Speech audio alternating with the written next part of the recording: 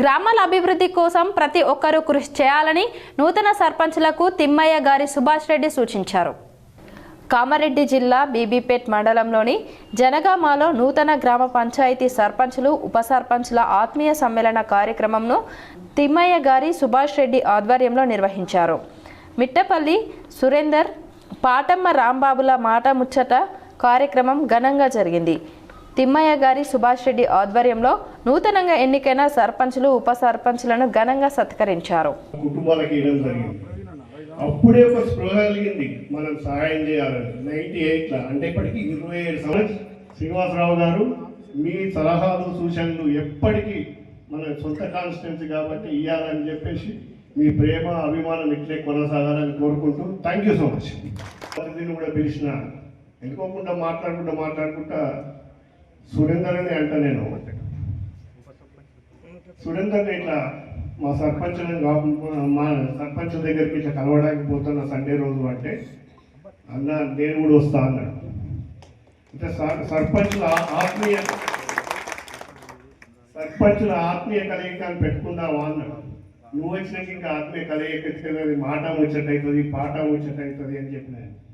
ఈ సందర్భంగా ప్రముఖ కవి రచయిత మిట్టపల్లి సురేందర్ మాట్లాడుతూ సుభాష్ రెడ్డి చేసిన సేవలను ఆయన కొనియాడారు.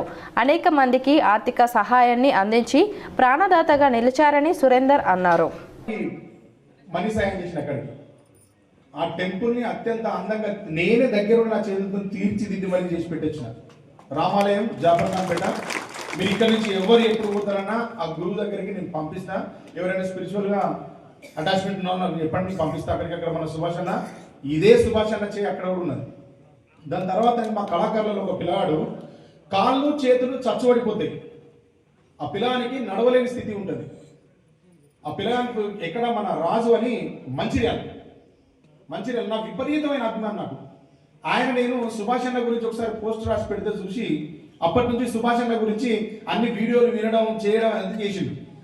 ఆ పిల్లవాడు సిక్ అయినప్పుడు నాకు కాల్ చేస్తే నా దగ్గర డబ్బులు ఎవరన్నా ఆయన నేను ఏం చేయలేను అని చెప్పిన. ఆ పిల్లగాని చూడు మనసులో ఎక్కడుందో పడతాను అన్న. సుభాష్ అన్న చెప్పారు అదే ఒక మాట, నువ్వు చెప్తే నాకు సాయం అంతా అన్నాను. నాకు ఐడియా రాలే. నేను వెంటనే సుభాష్ అన్న ఫోన్ చేసి అన్న నాకు తెలిసిన ఒక పిల్లవాడికి ఇట్లా సిక్ అయింది అన్న అంటే ఏం కావాలి తమ్మి అన్న. హాస్పిటల్ ఖర్చులకు సహాయం చేస్తుంది అన్న. నా పిల్లవాడు మంచి కవి, వాడు మంచిగా బయటకు వస్తాడన్న అని చెప్పిన. ఏం కావాలో చెప్పి చెప్తారన్న. అప్పుడు సీనన్న చెప్తే సీనన్న ఫోన్పే చేసిన పిల్లలకి. ఆ పిల్లాడు అన్న దగ్గరికి కలవడానికి వచ్చిన కలవలేకపోయినాడు.